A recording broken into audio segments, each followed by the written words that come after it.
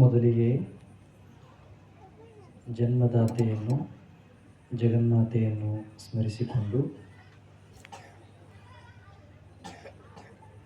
ಸ್ವಾಮಿ ಮಹಾಲಿಂಗೇಶ್ವರನಿಗೆ ಶ್ರದ್ಧೆಯಿಂದ ಅಭಿವಂದಿಸಿ, ವೇದಿಕೆಯ ಮೇಲಿರುವ ಪೂಜ್ಯರೇ ಮತ್ತು ಈ ಸತ್ಸಂಗದಲ್ಲಿ ಭಾಗಿಯಾಗಿರುವ ಹಿರಿಯರೇ, ತಾಯಂದಿರೇ, ಸಮಸ್ತ ದೈವವೇ, ನಿಮ್ಮೆಲ್ಲರಿಗೆ ನನ್ನ ಪ್ರೇಮಪೂರ್ಣ ನಮಸ್ಕಾರಗಳು. ನಮ್ಮ ನಾಡು ಬಹಳ ಶ್ರೀಮಂತವಾದಂಥ ನಾಡು. ಕೇವಲ ಭೌತಿಕ ಸಂಪತ್ತಿನಿಂದ ಅಷ್ಟೇ ಶ್ರೀಮಂತವಾದ ನಾಡು ಅಲ್ಲ. ಭೌತಿಕ ಸಂಪತ್ತಿಗಿಂತಲೂ ಕೂಡ ಶತಶತಮಾನಗಳಿಂದ ತಮ್ಮ ಬದುಕು, ಬರಹ ಹಾಗೂ ಸಂದೇಶಗಳಿಂದ ಈ ನಾಡನ್ನು ಶ್ರೀಮಂತಗೊಳಿಸಿದವರು ಋಷಿಗಳು, ಸಂತರು, ಯೋಗಿಗಳು, ಮಹಾತ್ಮರು, ಸಾಧಕರು ಮತ್ತು ಶರಣರು. ನಮ್ಮ ನಾಡಿನಲ್ಲಿ ಹರಿಯುವಂಥ ನದಿಗಳು, ಗಿರಿಪರ್ವತಗಳು, ಸುಂದರವಾದಂಥ ತೀರ್ಥಕ್ಷೇತ್ರಗಳು, ಸ್ಮಾರಕಗಳು ಈ ನಾಡಿನ ಗೌರವವನ್ನು ಹೆಚ್ಚು ಮಾಡಿದ್ದಾರೆ. ಅದಕ್ಕಿಂತಲೂ ಹೆಚ್ಚಿನ ಗೌರವವನ್ನು ಈ ಮಣ್ಣಿಗೆ ನೀಡಿರೋದು ಈ ಮಣ್ಣಿನಲ್ಲಿ ಆಗಿ ಹೋದಂಥ ಸಾಧು ಸತ್ಪುರುಷರು.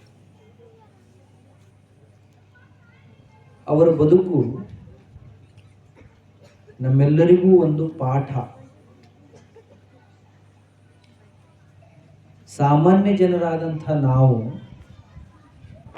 ಅಂಥವರನ್ನ ನೋಡಿ, ಅಂಥವರ ಜೀವನದಿಂದ ಕೇಳಿ ನಾವು ಹೇಗೆ ಬದುಕಬಹುದು ಅನ್ನೋದನ್ನು ಕಲ್ತ್ಕೋಬೇಕು. ಅವರ ಜೀವನ ಮತ್ತು ಅವರ ಆಶಯಗಳು ಅವು ಸದಾಕಾಲ ಉರಿಯುವಂಥ ಜ್ಞಾನದ ದೀಪ ಇದ್ದ ಹಾಗೆ.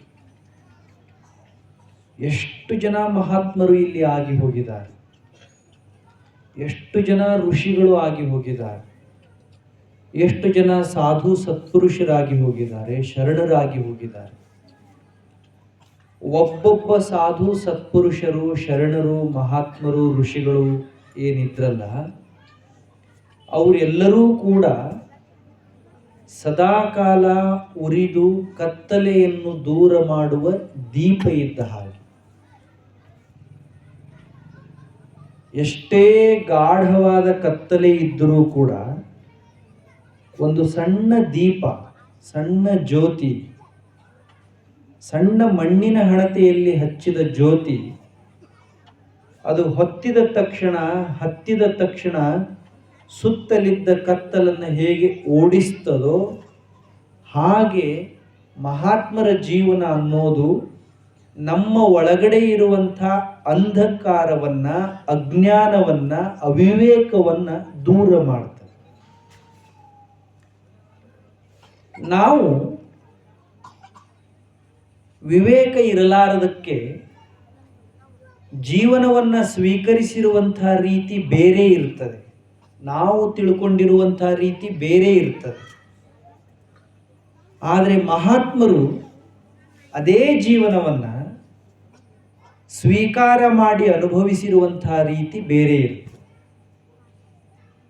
ಈಗ ತಾನೇ ಅವರು ಹೇಳಿದ ಹಾಗೆ ನಾವೆಲ್ಲ ಜೀವನ ಅಂದರೆ ದುಡಿಯೋದು, ಗಳಿಸೋದು, ಉಳಿಸೋದು ಅಂತ ತಿಳ್ಕೊಂಡಿರ್ತೀವಿ. ಎಲ್ಲರೂ ನಮ್ಮ ಎಲ್ಲರ ತಲೆಯೊಳಗಡೆನೂ ಜೀವನ ಅಂದರೆ ಏನು ಅಂತ ಕೇಳಿದರೆ ಮೈ ಮುರಿಯೋ ಹಾಗೆ ದುಡಿಯೋದು. ಮೈ ಮುರಿಬೇಕು. ಊಟ ಮಾಡದೇ ಇದ್ರೂ ನಡೀತದೆ, ನಿದ್ದೆ ಮಾಡದೇ ಇದ್ರೂ ನಡೀತದೆ, ವಿಶ್ರಾಂತಿ ಮಾಡದೇ ಇದ್ರೂ ನಡೀತದೆ. ದುಡಿಬೇಕು. ಮೊದಲು ಹಗಲಷ್ಟೇ ದುಡಿತಿದ್ರು, ಈಗ ರಾತ್ರಿನೂ ದುಡಿಯೋದಕ್ಕೆ ಚಾಲೂ ಮಾಡಿದ್ದಾರೆ. ಯಾರನ್ನ ಬೇಕಾದವ್ರನ್ನ ಕೇಳ್ರಿ, ಅಷ್ಟ್ಯಾಕೆ ಕೆಲಸ ಮಾಡ್ತಿ, ಅಷ್ಟ್ಯಾಕೆ ದುಡಿತಿ ಅಂತಂದ್ರೆ ಜೀವನ ಇರೋದೇ ದುಡಿಯೋ ಸಲುವಾಗಿ ಅಂತಾರೆ. ದುಡಿಬೇಕು, ದುಡಿಬಾರ್ದು ಅಂತ ಅರ್ಥ ಅಲ್ಲ. ಆದರೆ ಜೀವನ ಅಂದ್ರೆ ಬರೀ ದುಡಿಯೋದಷ್ಟೇ ಅಲ್ಲ. ನಮ್ಮ ತಲೆಯೊಳಗಡೆ ಏನಿದೆ? ಜೀವನ ಅಂದ್ರೆ ದುಡಿಯೋದು, ದುಡಿಯೋದು, ಸಾಯೋವರೆಗೂ ದುಡಿಯೋದು, ಸಾಯೋ ಹಂಗ ದುಡಿಯೋದು, ಕತ್ತೆ ದುಡ್ದಂಗೂ ದುಡಿಯೋದು. ದುಡಿತೀವಿ ಎದ್ರ ಸಲುವಾಗಿ? ಗಳಿಸೋ ಸಲುವಾಗಿ. ಎಷ್ಟು ಗಳಿಸೋದು? ಎಲ್ಲರಿಗಿಂತ ಹೆಚ್ಚು ಗಳಿಸೋದು. ನಮಗೆ ಎಷ್ಟು ಬೇಕು ಅಷ್ಟು ಗಳಿಸೋದಲ್ಲ ನಮ್ಮ ವಿಚಾರ. ನಮ್ಮ ಹೊಟ್ಟೆ ತುಂಬಿಕೊಳ್ಳಕ್ಕೆ ಎಷ್ಟು ಬೇಕು ಅಷ್ಟು ಗಳಿಸ್ಬೇಕಂತ ನಮ್ಮ ತಲೆಯಾಗಿಲ್ಲ. ನಮ್ಮ ಆಜು ಯಾರದಾರೋ, ನಮ್ಮ ಬಾಜು ಯಾರದಾರೋ ಅವ್ರಿಗಿಂತ ಹೆಚ್ಚಾಗಬೇಕು. 4 ಮಂದಿಯಾಗ ಹೌದು ಅನ್ನಿಸ್ಕೋಬೇಕು, ಹಂಗೆ ಗಳಿಸೋದು. ದುಡಿಯೋದು, ಗಳಿಸೋದು. ದುಡಿಯೋದು, ಗಳಿಸೋದು, ಉಳಿಸೋದು. ದುಡಿತೀವಿ, ದುಡಿದು ಗಳಿಸ್ತೀವಿ, ಗಳಿಸಿ ಏನಾದರೂ ಸುಖ ಪಡ್ತೀವೇನು? ಆನಂದದಿಂದ ಇರ್ತೀವೇನು? ಇಲ್ಲ. ಎಲ್ಲಿ ನಾವು ಬಳಸಿದ್ರೆ ಖರ್ಚು ಆಗ್ತದಂತ ಉಳಿಸ್ಕೋತ ಉಳಿಸ್ಕೋತ ಉಳಿಸ್ಕೋತ ಹೋಗ್ತೀವಿ. ಯಾವುದನ್ನು ನಾವು ದುಡಿದು ಗಳಿಸಿರ್ತೀವೋ ಅದನ್ನ ನಾವು ಅನುಭವಿಸಲಿಲ್ಲ ಅಂದ್ರೆ ದುಡಿದದ್ದಕ್ಕೇನರ್ಥ ಅಲ್ಲ? ವಿಚಾರ ಮಾಡ್ರಿ. ಯಾವುದನ್ನು ನಾವು ದುಡಿತೀವೋ, ನಾವು ದುಡಿದು ಗಳಿಸ್ತೀವೋ ಅದು ನಮಗೆ ಆನಂದ ಕೊಡಬೇಕಲ್ಲ, ನಮಗೆ ಖುಷಿ ಕೊಡಬೇಕಲ್ಲ. ನಾವೇನಾದರೂ ಖುಷಿ ಪಡ್ತೇವೇನು? ಇಷ್ಟು ಮಂದಿ ಇದೀವಿ ಈಗ.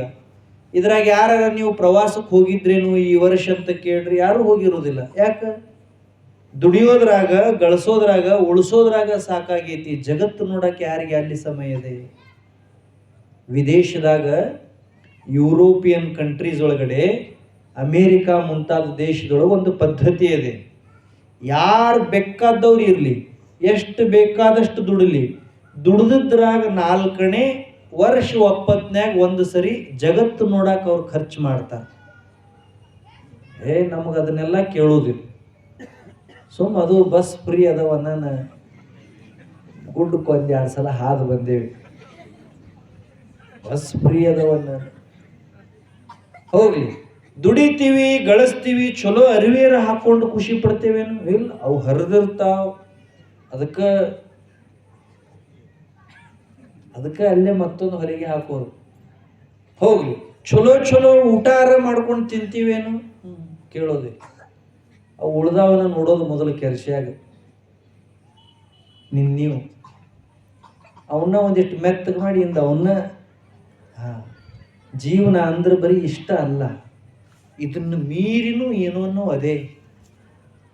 ದುಡಿಬೇಕು, ಗಳಿಸ್ಬೇಕು, ಉಳಿಸ್ಬೇಕು.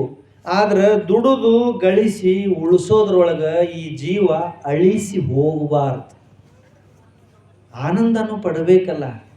ಇದನ್ನ ಆ ಮಹಾತ್ಮರು ನಮಗೆ ಕಲಿಸ್ತಾರೆ. ಅವರು ದುಡ್ದಾರ, ಅವ್ರೇನು ದುಡ್ದಿಲ್ಲ ಹಿಂಗೇನಿಲ್ಲ, ಅವ್ರೇನು ಗಳಿಸಿಲ್ಲ ಹಿಂಗೇನಿಲ್ಲ, ಅವ್ರೇನು ಉಳಿಸಿಲ್ಲ ಹಿಂಗೇನಿಲ್ಲ.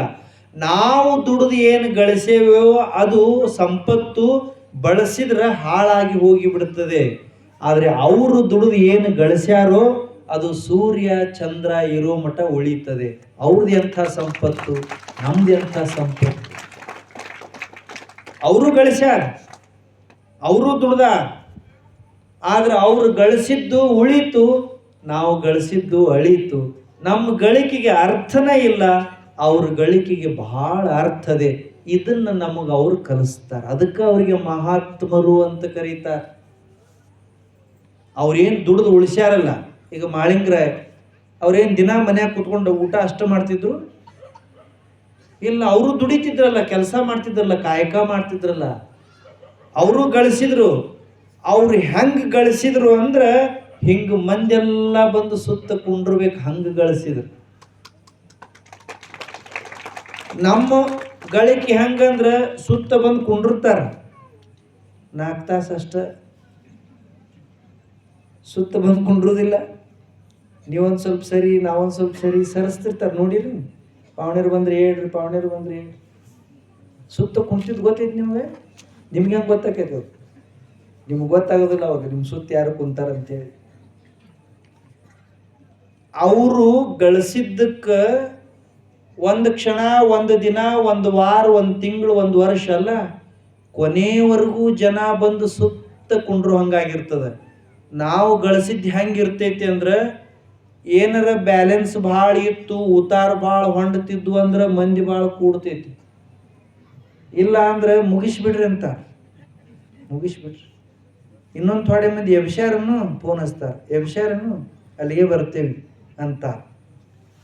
ಅದಕ್ಕೆ ನಾವು ಮಹಾತ್ಮರ ಜೀವನ ಹೆಂಗಿತ್ತು ಅನ್ನೋದು ತಿಳ್ಕೊಂಡೆವು ಅಂದ್ರೆ ಏನು ಗಳಿಸ್ಬೇಕು, ಹೆಂಗೆ ಉಳಿಸ್ಬೇಕು ಅಂತ ತಿಳಿತದೆ. ಇದನ್ನು ಮಾಡೋದು ಅದರ ಸಲುವಾಗಿನ. ಈಗೇನಿಲ್ಲಿ ಪ್ರವಚನ ಹಚ್ಚದಲ್ಲ, ಈ ಪ್ರವಚನದಿಂದ ನಾವು ಏನು ಕಲ್ಕೊಳ್ಳೋದು ಅಂದ್ರೆ 3 ವಿಷಯ ಕಲ್ಕೊಳ್ಳೋದು. ಒಂದು, ಹೆಂಗೆ ದುಡಿಬೇಕು ಅನ್ನೋದು ಕಲ್ತ್ಕೊಳ್ಳೋದು.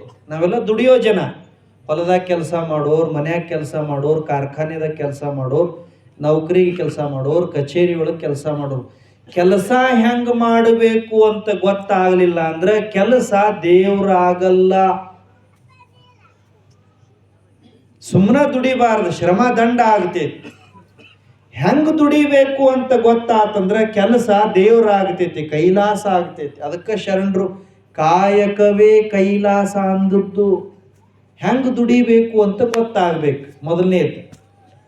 ಎರಡನೇದು, ಹೆಂಗೆ ಗಳಿಸೋದು, ಏನು ಗಳಿಸೋದು ಅಂತ ತಿಳ್ಕೊಳ್ಳೋದು.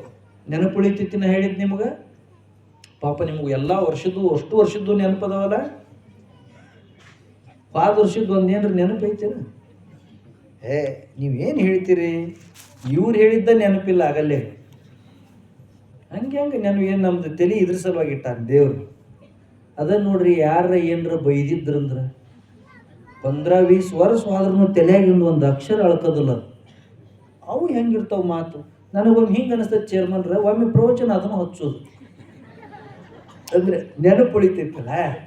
ಯಾವ್ದು ನೆನಪು ಉಳಿತೈತಿ ಅದನ್ನು ಹಚ್ಬೇಕು ಪ್ರವಚನ. ಇದೇನಿದು, ಅವರು ಮಹಾತ್ಮರು ಬಂದರು, ಇವರು ಮಹಾತ್ಮರು ಬಂದರು, ಅವ್ರು ಹಂಗೆ ಮಾಡಿದರು, ಇವ್ರು ಹಿಂಗೆ ಮಾಡಿದರು, ಇಷ್ಟು ಮಂದಿ ಬಂದರು. ಎದಕ್ಕೆ ಬಂದಿರ್ತಾರೆ ಗೊತ್ತೈತಿ? ಇವ್ರು ಶರಣರು ಭಾಳ ಚಂದ ಅಂದರು, ಎಲ್ಲರೂ ಬೆಲ್ಲಕ್ಕೆ ಇರುವಿ ಬಂದಂಗೆ ಬಂದಿರು. ಅವ್ರು ಎದಕ್ಕೆ ಬಂದಾರ ಗೊತ್ತಿಲ್ಲ ನಿಮ್ಗೆ. ನೀವು ಯಾಕೆ ನಕ್ರಿ? ಭಾಳ ಭಕ್ತಿವಂತರದಾರ ಅಂತ ನಾ ಹೇಳಾಕತ್ತೀನಿ, ನೀವು ಯಾಕೆ ನಕ್ರಿ?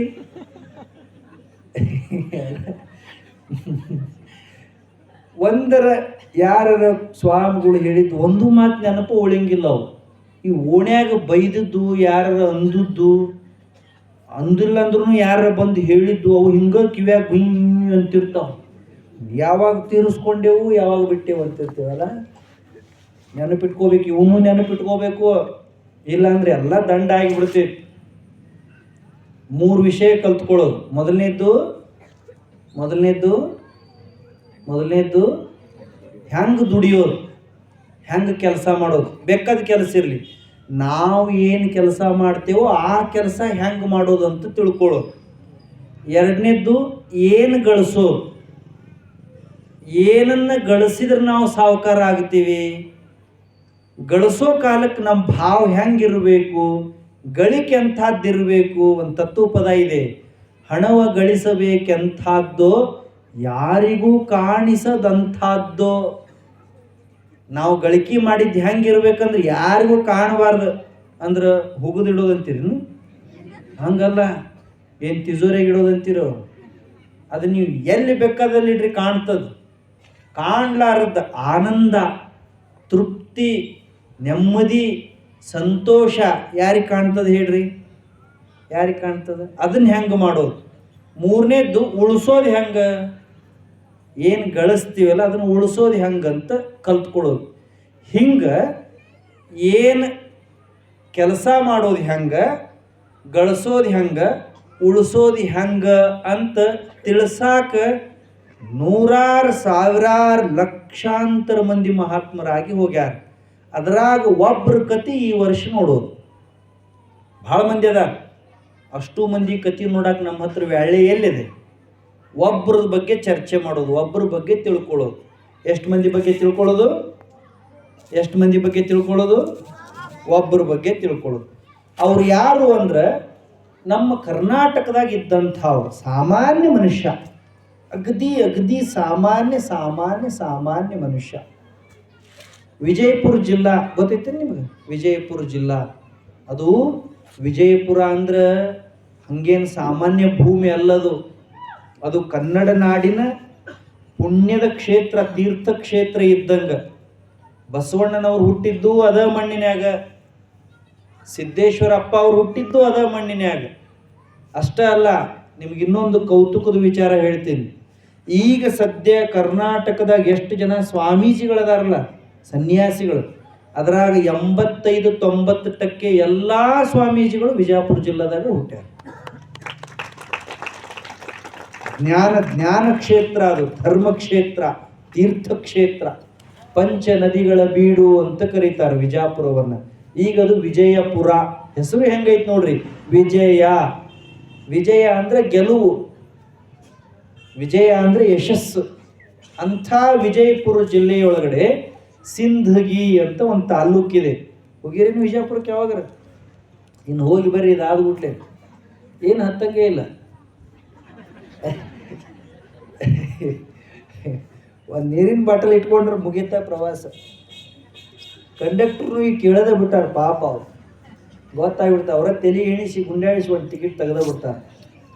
ನಮ್ದೊಂದು ಏನ್ರಿ ನಮ್ದೊಂದು ಟಿಕೆಟ್ ಅನ್ನಂಗಿಲ್ಲ, ನಮ್ದೊಂದು ನಮ್ದೊಂದು ಅಂತ ಒಬ್ಬೊಬ್ರು ಅದನ್ನು ಚಾಲೂ ಮಾಡಿದಾಗ ಇನ್ನು ಆಧಾರ್ ಕಾರ್ಡಿಲ್ಲಿ ನಡೀತೈತಿ ಬಾ ಅಂತೇಳಿ ಎಷ್ಟೋ ಜನ ಪುರುಷರ ಸತಿಗೆ ಹೆಣ್ಮಕ್ಳು ಡ್ರೆಸ್ ಹಾಕೊಂಡಿದ್ರು. ಸಿಕ್ಕರಿಗೂ ನೀವು ನೋಡಿರಲ್ಲೋ ಟಿವ್ಯಾಗ, ಪೊಲೀಸರು ಬಡದ್ರ ಅವ್ರನ್ನ. ಪಾಪ ಏನು ಮಾಡ್ಬೇಕು, ಹಿಂಗರ ಸಾಧಿಸ್ಕೊಳ್ಳೋದಂತ ಮಾಡ್ಯಾರ ಅವರು. ಒಳ್ಳೆ ಚಲೋ ಉಪಾಯ ಮಾಡ್ಯಾರ. ವಿಜಯಪುರ ಜಿಲ್ಲಾದೊಳಗಡೆ ಸಿಂದಗಿ ಅಂತ ಒಂದು ತಾಲ್ಲೂಕು, ಅಲ್ಲಿ ಢವಲಾರ ಅಂತ ಒಂದು ಊರಿದೆ. ಈಗೂ ಅದೇ, ನೀವು ಹೋಗಿ ನೋಡಿ ಬರ್ಬೇಕದು. ಊರ ಹೆಸರೇನು? ಢವಲಾರ. ನೆನ್ಪಿಟ್ಕೋಬೇಕದನ್ನು ನೀವು. ಆ ಊರೊಳಗಡೆ ಕಾಟಕೋಟ ಒಬ್ಬ ಮನುಷ್ಯ ಇದ್ದ, ಅವನ ಹೆಸರು ಅದು ಕಾಟಕೋಟ. ನೆನ್ಪಿಟ್ಕೋಬೇಕ ನೀವೆಲ್ಲರ ಹೆಸರು. ಏನು ಹೇಳ್ಯಾರ ಪ್ರವಚನ ಅಂದ್ರೆ ಭಾರಿ ಹೇಳಿದ್ರಿ ಪ್ರವಚನ. ಇಟ್ಟು ಚಂದ ಹೇಳಿದ್ರಲ್ಲ ಪ್ರವಚನ, ಮಸ್ತ್ ಹೇಳಿದ್ರಿ. ಏನು ಹೇಳಿದ್ರಿ? ಅದೇನು ಹೇಳಂಗೆ ಅದ್ಭುತ ಮಾತಾಡ್ತಾರೆ ಬಿಡ್ರಿ. ನೇಜ್ ಮಾಸ್ತರ್ಗಳ ಇಟ್ಟು ಚಂದ ಮಾತಾಡ್ತಾರೆ ಪ್ರವಚನ. 15 ವರ್ಷ ಆಯ್ತು ಹೇಳಾಕತ್ಯಾರ. ಖರೆ ಹೌದು ಹೇಳಿದ್ರೇನ? ಅನಾಹುತ ಅವ್ರ ಪ್ರವಚನ. ಏನು ಹೇಳಿದ್ರು? ಭಾಳ ಚಂದ ಹೇಳಿದ್ರು. ಹಂಗಾಗಬಾರ್ದ, ನೆನ್ಪಿಟ್ಕೋಬೇಕು. ಯಾವ ಊರಂದೆ ನಾನು? ನೋಡ್ರಿ ಮಜಾ ಹೆಂಗೈತೆ ಪ್ರವಚನ. ಯಾವ ಊರಂದೆ? ನಿಮ್ದೇನು, ನಿಮ್ದು ನೇಜು, ನಮ್ದು ಹಿರೇಕೋಡಿ. ಇವು ಎರಡು ಬಿಟ್ಟು ಮುಂದಿನ ಮಾತಾಡೋದಿಲ್ಲ ಅಲ್ಲ. ಢವಲಾರ ಊರ ಹೆಸರೇನು? ಢವಲಾರದಾಗ ಒಬ್ಬ ಮನುಷ್ಯ ಇವ ಕಾಟಕೋಟ. ಅವಂಗ ಬಲ್ಲುಗ ಅಂತಲೂ ಕರಿತಿದ್ರು. ಅವಾಗಿನ ಹೆಸರು. ಅವಾಗಿನ ಹೆಸರಿಗೆ ಕಿಮ್ಮತ್ತು ಭಾಳ, ಅರ್ಥ ಭಾಳ. ಈಗಿನ ಹೆಸರಿಗೆ ಕಿಮ್ಮತ್ತೂ ಕಡಿಮೆ, ಅರ್ಥನೂ ಕಡಿಮೆ. ಹೆಸರು ನೋಡ್ರಿ ಎಂತೆಂಥವು ಇಟ್ಟಾರಿ. ಕರಿಯಾಕು ಬರಬಾರ್ದು, ಅನ್ನಕ್ಕೂ ಬರಬಾರ್ದು. ಆಗಿನ ಹೆಸರು ಎಷ್ಟು ಚಂದ. ಹಿರಿಯರ ಹೆಸರು, ದೇವ್ರ ಹೆಸರು, ಮಹಾತ್ಮರ ಹೆಸರು ಇಡ್ತಿದ್ರು. ಅವಂಗ ಬಲ್ಲುಗ ಅಂತ ಕರೀತಿದ್ರು. ಅವನ ಹೆಂಡತಿ ಹೆಸರು ದುಗ್ಗಳವ್ವೆ, ಗಂಡ ಹೆಂಡತಿ. ಅವ್ರಿಗೊಬ್ಬ ಹುಡುಗಿದ್ದ ಗೊಲ್ಲಾಳ. ಅವನ ಹೆಸರೇನು? ಗೊಲ್ಲಾಳ. ಈಗ ಶಾಣೆ ಆದ್ರಿ ಅವರು. ಮಾತಾಡ್ಬಾರ್ದ? ನಾ ಕೇಳಿದ್ರಷ್ಟು, ನಾ ಏನಂತ ಕೇಳಿದ್ನೇನು? ಇಲ್ಲ, ಕೇಳಿದ್ರಷ್ಟೇ ಹೇಳ್ಬೇಕು. ಏನಾರ ಕೇಳಿದ್ರೆ ಏನು ಹೇಳಲಿಲ್ಲ ಅಂದ್ರೆ ಹಳೆ ಮಂದಿ ಅಂತ ತಿಳ್ಕೊಳ್ಳೋದು. ಏನು ಕೇಳಲಾರ್ದ ಎಲ್ಲ ಹೇಳಕ್ಕೆ ಚಾಲೂ ಮಾಡಿದ್ರಂದ್ರೆ ಹೊಸ ಮಂದಿ ಅಂತ ತಿಳ್ಕೊಳ್ಳೋದು. ನೆನ್ಪಿಟ್ಕೋರೆ. ವಿಜಯಪುರ ಜಿಲ್ಲಾ, ಸಿಂದಗಿ ತಾಲೂಕು, ಢವಲಾರ ಅನ್ನೋ ಊರ್ನ್ಯಾಗ ಕಾಟಕೋಟ ಅನ್ನುವಂಥ ಒಬ್ಬ ಸಾಮಾನ್ಯ ದುಡಿದು ಹೊಟ್ಟಿ ತುಂಬಿಕೊಳ್ಳುವಂಥ ಮನುಷ್ಯ. ಅವೇನು ಶ್ರೀಮಂತರ ಮನುಷ್ಯ ಅಲ್ಲ, ವಿದ್ಯಾವಂತ ಮನುಷ್ಯ ಅಲ್ಲ. ಅವನ ಹಿಂದೇನು ಭಾಳ ಸಂಪತ್ತಿರಲಿಲ್ಲ. ಅಕ್ಕಪಕ್ಕದಾಗ 10 ಮಂದಿ ನಾವು ಅದೀವಿ ಅಂತ ಹೇಳೋ ಹಂಗಿರಲಿಲ್ಲ. ಸಾಮಾನ್ಯ ಮನುಷ್ಯ. ಅವನ ಹೆಂಡತಿ ದುಗ್ಗಳವೇ. ಇವ ಹಗಲು ಹೊತ್ತೆಲ್ಲ ದುಡಿದು ಬರ್ತಿದ್ದ, ರಾತ್ರಿ ಹೊತ್ತು ಮನೆಯಾಗಿರ್ತಿದ್ದ. ಅವ ದುಡಿದು ಬಂದಾಗ ಅವಂಗ ಹೊಟ್ಟೆ ತುಂಬ ಅನ್ನ ಮಾಡಿ ನೀಡಿ ಇಬ್ಬರು ನಕ್ಕೋತ ನಕ್ಕೋತ ನಕ್ಕೋತ ಆರಾಮ್ ಜೀವನ ಮಾಡ್ತಿದ್ರು. ಆರಾಮಿದ್ರು ಗಂಡ ಹೆಂಡತಿ. ಅವ್ರಿಗೆ ಒಬ್ಬ ಹುಡುಗ ಗೊಲ್ಲಾಳ.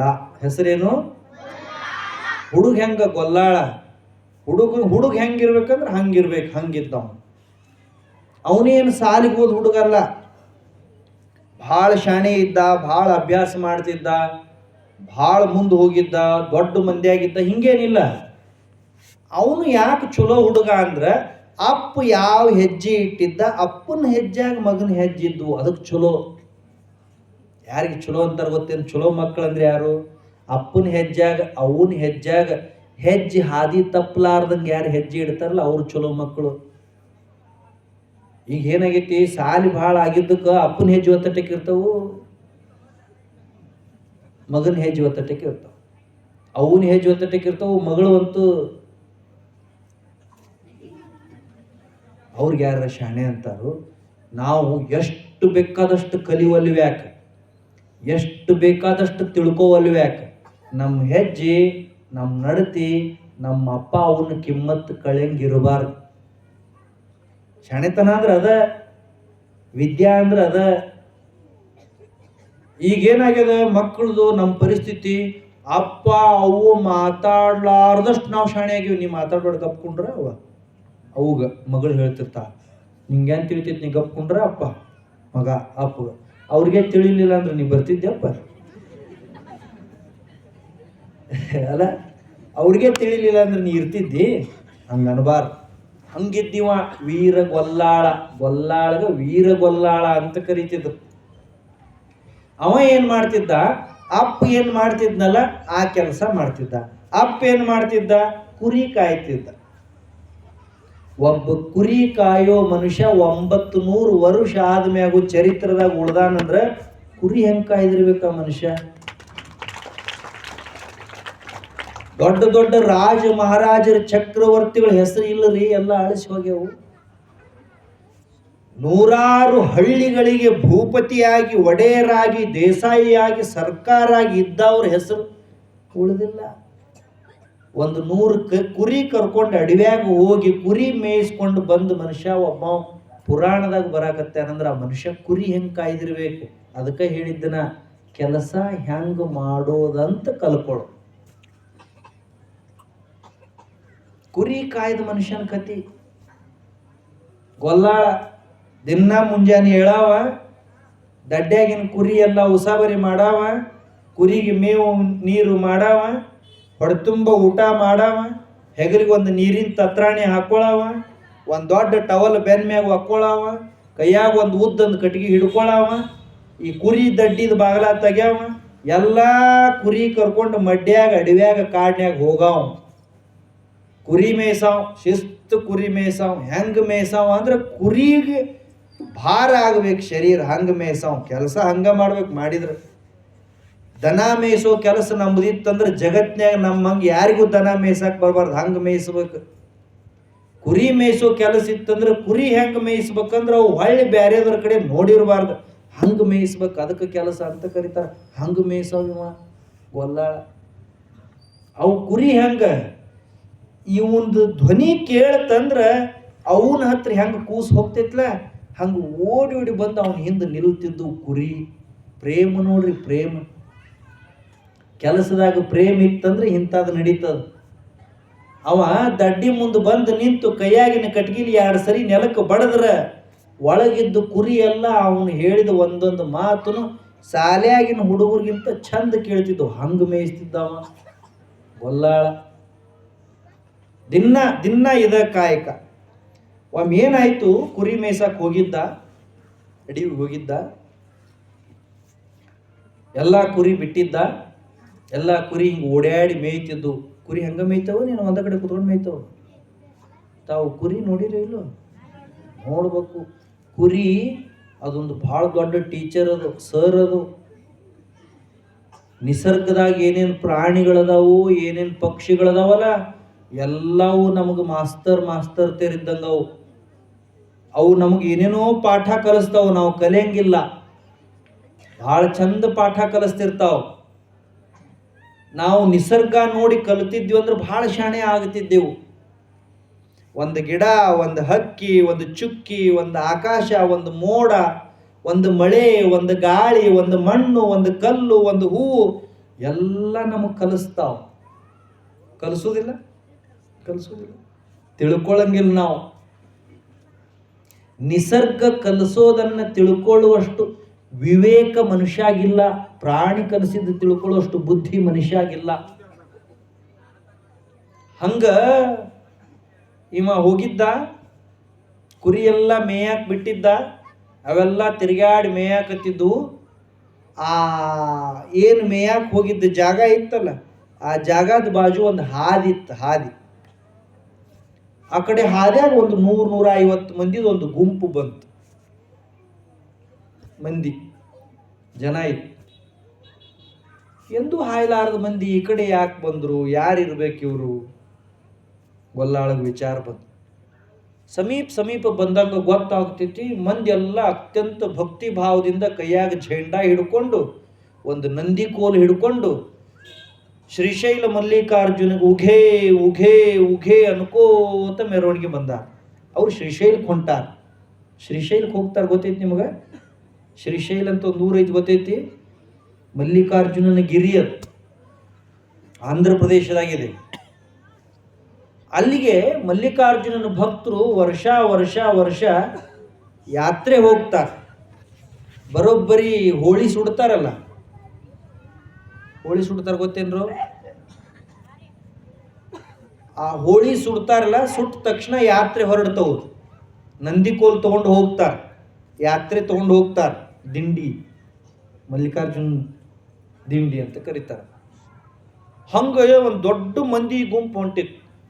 ಹೋಗೋ ಕಾಲಕ್ಕೆ ಅವರೆಲ್ಲ ಭಕ್ತಿ ಪರವಶರಾಗಿ ಶ್ರೀಶೈಲ ಮಲ್ಲಿಕಾರ್ಜುನಿಗೆ ಉಘೇ ಉಘೇ ಹರ ಹರ ಮಹಾದೇವ ಅನ್ಕೋತ ಹೊಂಟಿದ್ರು. ಇದನ್ನ ನೋಡಿದಿವ ಯಾರು ಗೊಲ್ಲಾಳ. ಇವಂಗನಿಸ್ತು, ಇವ್ರು ಎಷ್ಟು ಚಂದ ಹಾಡ್ಕೋತ ದೇವ್ರ ಹೆಸರು ಹೇಳ್ಕೋತ ಹೊಂಟಾರಲ್ಲ, ನಾನು ಇವರು ಕೂಡ ಹೋಗಬೇಕು ಅನ್ನಿಸ್ತವಂಗ. ನೀವು ಆಗಲೇ ಹಾಡಿದ್ರಲ್ಲ, ದೇವ್ರ ಹೆಸರು ಎಷ್ಟು ಚಂದ ಹಾಡಿದ್ರಿ, ಒಂದು ಮಾತು ಮಾತಾಡಲಿಲ್ಲ, ಒಬ್ಬರು ಮಾರಿ ನೋಡಲಿಲ್ಲ ಅಲ್ಲ, ಅನ್ಲೇ ಇಲ್ಲ ನೀವು. ಭಾಳ ಮಂದಿ ಪ್ರಾರಂಭದಾಗ ಪ್ರಾರ್ಥನೆ ಹಚ್ಚಿದ್ರಲ್ಲ, ನೀವು ಅನ್ಲೇ ಇಲ್ಲ. ಆ ಕಡೆ ಈ ಕಡೆ ಯಾರು ಬಂದರು ಯಾರು ಹೋದ್ರು ಇದ್ರೊಳಗೆ ಇದ್ರಿ ನೀವು. ಇದು ಭಾಳ ದಡ್ಡತನ. ಇದು ಸಿಕ್ಕಾಗ ಭಗವಂತನ ಹೆಸರು ಹೇಳಾಕ ಅವಕಾಶ ಸಿಕ್ಕಾಗ ಹೃದಯ ತುಂಬಿ ಭಗವಂತನ ಹೆಸರು ಹೇಳಬೇಕು. ಅವರೆಲ್ಲ ಹಿರಿಯರ ನಾಮಾವಳಿ ಹೇಳಿ ಅಂತ ಅದ್ರಾಗ ಹಚ್ಚಿ ಕೈಯಾಗ ಕಾಗದ ಕೊಟ್ಟಾರ. ಇವ್ರ ಕಾಗದ ಹಿಡ್ಕೊಂಡು ಮಾತಾಡ್ಕೋತ ಕೂತಾರ. ಹೆಂಗೆ ಬಾ ಅಂದ್ರೆ ಬರ್ತಾನ ಅವ ಮಾಳಿಂಗರಾಯ. ಅವನಿಗೇನು ದಡ್ಡನ್ ಮಾಡಿರಿ, ಅವನಿಗೇನು ತಿಳಿಯಲ್ಲ ಯಾರು ಚಂದ ಕರೀತಾರೋ ಯಾರು ಚಂದ ಕರೀಂಗಿಲ್ಲ. ದೇವ್ರನ್ನ ಕರಿಬೇಕಾದ್ರೆ ನಂಬಿಕೆ ಇರಬೇಕು, ಶ್ರದ್ಧಾ ಇರಬೇಕು. ಯಾರು ನಂಬಿ ಕರೀತಾರೋ ಅವ್ರ ಹಿಂದೆ ಬಂದು ಭಗವಂತ ನಿಲ್ತಾನೆ. ಕರೆಯುವಾಗ ಭಾವ ಶುದ್ಧ, ಅದಕ್ಕೆ ಪ್ರಾರ್ಥನಾ ಅಂತ ಕರೆಯೋದು. ಪ್ರಾರ್ಥನಾ ಅಂದ್ರೆ ಏನು? ಭಾವ ಪರವಶರಾಗಿ ಪ್ರಪಂಚವನ್ನು ಮರೆತು ಭಗವಂತನನ್ನು ಸ್ತುತಿಸಬೇಕು. ಎಷ್ಟು ಚಂದ ಭಕ್ತಿಗೀತ ಅದು. ಅಂತಿಮ ಸತ್ಯ ನಮಃ ಶಿವಾಯ. ಅದನ್ನು ಹಚ್ಚಿದಾಗ ನಿಮ್ಮ ಕೈಯಾಗ ಕಾಗದ ಕೊಟ್ಟಾಗ ನೀವು ಸುತ್ತಮುತ್ತ ಏನು ನಡೆಯಕತ್ತೈತಿ ಅಂತಲೂ ತಲೆಯಾಗಿರಬಾರ್ದು. ಕಿವ್ಯಾಗ ಅಲ್ಲಿ ಹೇಳೋ ಶಬ್ದ ಇರಬೇಕು, ಬಾಯಾಗ ಅಲ್ಲಿ ಬರ್ದದ್ದು ಶಬ್ದ ಓದಾಕ್ ಬರಲಿಲ್ಲ ಅಂದ್ರೆ ಕಡಿಗೆ ನಮಃ ಶಿವಾಯರ ಅನ್ಬೇಕು. 108 ಸರ 5 ದಿನ ಮಾಳಿಂಗರಾಯನ ಜಾಗದಾಗ ಕುತ್ಕೊಂಡು ನಮಃ ಶಿವಾಯ ಅನ್ರಿ, ನಿಮ್ಮ ಮನಸ್ಸು ಪರಿವರ್ತನೆ ಆಗಲಿಲ್ಲ ಅಂದ್ರೆ ಕೇಳಿ ಅನ್ನೋಬೇಕು ಹಂಗೆ. ಮತ್ತು ಇನ್ನೊಂದು ನಿಮಗೆ ಗೊತ್ತೇನು? ದೇವಸ್ಥಾನಕ್ಕೆ ಬಂದಾಗ, ಗುಡಿ ಗುಂಡಾರಕ್ಕೆ ಬಂದಾಗ, ಮಠ ಮಂದಿರದಕ್ಕೆ ಬಂದಾಗ ನಮ್ಮ ಸ್ವಂತ ವ್ಯವಹಾರ ಏನು ಮಾತಾಡಬಾರ್ದು. ಮನೆಯಾಗಿನ ಸುದ್ದಿ, ಅವ್ರ ಸುದ್ದಿ, ಇವ್ರ ಸುದ್ದಿ ಮಾತಾಡಬಾರ್ದು. ಇಲ್ಲಿ ಬಂದಿದ್ದು ಅವನ ಸುದ್ದಿ ಕೇಳಾಕ, ಏನು ನಮ್ಮ ಸುದ್ದಿ ಹೇಳಾಕು? ನಿಮ್ಮ ಒಟ್ಟು ಭಾಳ ಸುದ್ದಿ ಇದ್ವು ಅಂದ್ರೆ ನಮ್ಮ ಮನೆ ಮುಂದೆ ಒಂದು ಪೆಂಡಲ್ ಹಾಕೋದ್ರಪ್ಪ. ಈಗ ಇದು ಯಾರ ಸುದ್ದಿ? ನಿಂದ್ಯಾಗ ಇದು ಯಾರ ಸುದ್ದಿ? ಮಾಳಿಂಗರಾಯನ ಸುದ್ದಿ. ಅರೇ ಹಕ್ದಾರ ಅವ, ಇಲ್ಲಿ ಮಾಲಕ್ ಅವ, ಸ್ಟೇಜ್ ಅವಂದು, ಮೈಕ್ ಅವಂದು, ಪೆಂಡಾಲ್ ಅವಂದು, ಅವನ ಹಕ್ಕದ, ಅವನ ಹಕ್ಕನ್ಯಾಗ ಅವನ ಜಾಗದಾಗ ಬಂದು ಕೂತು ನಮ್ದೇನು ಮಾತಾಡೋದು? ಇಲ್ಲಿ ಮಾತು ಹೊಡೆದ್ರು ಅವಂದ ಹೊಡಿಬೇಕು, ಇಲ್ಲಿ ಎದಿ ಬಡದ್ರು ಅವನ ಹೆಸರಲ್ಲೇ ಬಡಿಬೇಕು, ಅವಾಗ ಭಕ್ತಿ ಬರ್ತೈತಿ. ಇಲ್ಲಿ ಬಂದು ಕೂತನು ಅವ್ರದ್ದು ಹೆಂಗಾತು ಇವ್ರದ್ದು ಹಿಂಗಾತು ಅಂತ ಮಾತಾಡಿದ್ರೆ ಜಾತ್ರೆ ಮಾಡಿದ ಅರ್ಥ ಏನಿರ್ತೈತಿ ಹೇಳ್ರಿ? ನಾಳೆ ಬರೋಬ್ಬರಿ 7:30 ಹಚ್ತಾರ. ಅದನ್ನು ಹಚ್ಚಿ ಅನುಕೂಲ ಆದ್ರೆ ದೌಡ್ ಬರ್ರಿ. ಪಾಪ ನೀವು ಮನ್ಯಾಗ ದಗದೊಂದು ಭಾಳ ಇರ್ತವೆ. ಅನುಕೂಲ ಆಗೋದೇನು? ಬರ್ರಿ, ಬಂದು ಕುತ್ಕೋರಿ. ಸುಮ್ಮನೆ ಕಿವಿ ಕಣ್ಣು ಮುಚ್ಚಿ ಕಿವಿ ತಕ್ಕೊಂಡು ಮಾಳಿಂಗರಾಯನ ಮನಸ್ನ್ಯಾಗ ತುಂಬಿಕೊಂಡು ಅವ್ರು ಹಚ್ಚಿದ ಹಾಡು ಕೇಳ್ಕೋತ ಹೇಳ್ಕೋತ ಕುಂಡ್ರಿ 5 ದಿವ್ಸ. ಪವಾಡ ಅಂತಾರಲ್ಲ, ಇದ ಪವಾಡ ಅಂದ್ರೆ ಹಿಂಗೆ ಕಣ್ಣು ಮುಚ್ಚಿ ಕಣ್ಣು ತೆಗೆದ್ರಾಗ ಏನರ ಆಗೋದಲ್ಲ. ನಾವು ಎಚ್ಚರಿದ್ದಾಗನ ಎದ್ಯಾಗ ಆನಂದ ಪ್ರಕಟ ಆಗ್ಬೇಕು, ಅದಕ್ಕೆ ಪವಾಡ ಅಂತ ಕರೀತಾರೆ. ಲಕ್ಷ್ಯ ಕೊಟ್ಟು ನಾಳಿಂದ ಎಲ್ಲರೂ ಸರಿಯಾಗಿ 7:15 ಬರ್ಬೇಕು, ಹೇಳಂಗಿಲ್ಲ. ಮತ್ತು ನೀವು ಹುಡುಗರದೆಲ್ಲ ನೀವು ಮಾತಾಡುತ್ತಂದ್ರೆ ಬರಬೇಡ್ರಿ ಇಲ್ಲಿ. ನಿಮ್ಗೆ ಗೊತ್ತಿಲ್ಲ, ಒಮ್ಮೆ ಹಿಂಗಾಗಿತ್ತು. ಒಬ್ಬ ಹುಡುಗ ಪ್ರವಚನದ ಜಗ್ಗ ಮಾತಾಡಿದ. ಮುಂದಿನ ವರ್ಷ ದೇವ್ರು ಅವ್ನ ಬಾಯ ಬಂದ್ ಮಾಡಿಬಿಟ್ಟ. ಮತ್ತು ಬರೋದು ಬಿಟ್ಟಿರಿ, ನಾಳೆ ನಿಮ್ದೆಲ್ಲ ಇಲ್ಲೇ ಇರ್ತೈತಿ. ಮನ್ಯಾಗ ಮಾಡಿರಂಗಿಲ್ಲ, ಅವ್ರು ಹೌದಿರು ಬಂದ್ಬಿಟ್ಟಿರ್ತಾರ. ಬರ್ರಿ, ಮಾತಾಡಬೇಡ್ರಿ. ಹಂಗ ಅವ್ರೇನು ಬಂದ್ರಲ್ಲ, ಯಾರು ದಿಂಡಿ ಮಂದಿ ಮಲ್ಲಿಕಾರ್ಜುನ್ ಹೊಂಟಿದ್ರು. ಉಘೇ ಅನ್ಕೋತ ಬಂದ್ರು. ನೋಡಿ ಅಪ್ಪ ಎಷ್ಟು ಚಂದ ಅನ್ನಾಕತ್ತಾರ, ನಾನು ಹೋಗ್ಬೇಕು ಇವ್ರು ಕೂಡ ಅಂತ ಮನಸ್ನ್ಯಾಗ ಬಂತು. ಅವಂಗ ಹಿಂಗ ಮನಸ್ನ್ಯಾಗ ಬಂತಲ್ಲ, ಎಲ್ಲ ಬಿಟ್ಟು ಅವ್ರ ಹಿಂದೆ ಹೋಗ್ಬೇಕಂತ ಮಂದ್ಯಾಗ ಹೋಗಿ ಕೂಡ್ಕೊಂಡ. ಶ್ರೀಶೈಲ್ ಹೊಂಟಿದ್ರಲ್ಲ, ಮಂದ್ಯಾಗ ಹೋಗಿ ಕೂಡ್ಕೊಂಡ. ತಾನು ಅನ್ನಾಕ್ ಚಾಲು ಮಾಡಿದ. ಶ್ರೀಶೈಲ ಮಲ್ಲಿಕಾರ್ಜುನ್ಗ ಉಘೇ ಹರ ಹರ ಮಹಾದೇವ್ ಅನ್ಕೋತ ಒಂದು 30, 40, 50 ಹೆಜ್ಜೆ ಮುಂದಕ್ಕೆ ಹಾದ. ಆಮೇಲೆ ಏನಾತಂದ್ರೆ, ನಾಳೆ ಹೇಳ್ತೇನೆ, ಈಗ ಹೇಳಲ್ಲ. ಟೈಮ್ 9 ಆತ. ಅವನು ಹೋಗ್ಯಾನಿಲ್ಲ ಈಗ. ಎಲ್ಲಿದಾನ? ಮಂದ್ಯಾಗದಾನ, ಈಗ ದಿಂಡ್ಯಾಗದ. ಎಷ್ಟು ಹೆಜ್ಜೆ ಹೋಗ್ಯಾನ? ಒಂದು 30, 40, 50 ಹೆಜ್ಜೆ ಮುಂದೆ ಹೋಗ್ಯಾನ. ಮುಂದೇನಾತಂದ್ರೆ ನಾಳೆ ಬರ್ರಿ ಅವಾಗ ಹೇಳ್ತಾನೆ.